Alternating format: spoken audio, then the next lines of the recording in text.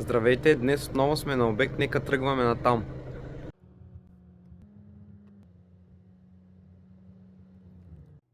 Пристигаме в помещението и можете да видите с какво ни посреща то. Бяхме извикани да направим основно почистване на този обект. Останете до края, за да разберете как се справихме.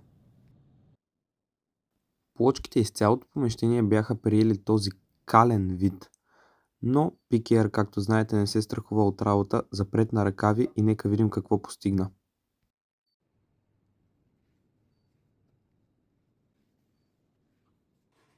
Обезопрашихме абсолютно всички повърхности и дойде редът на голямото търкане. Сами може да видите за каква разлика става на въпрос. Тук вече съм готов с помещението зад бара и дойде време да се преместим в по-голямата площ.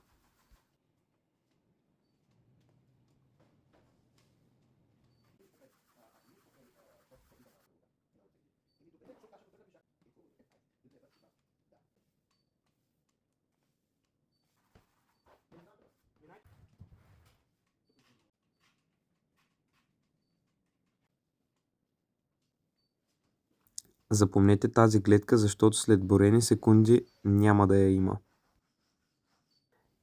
Ето го и крайният резултат. Ако искате и вашите плочки да заблестят така, просто ми се обадете още сега. Благодаря на всеки, който е стигнал до тук и до нови срещи!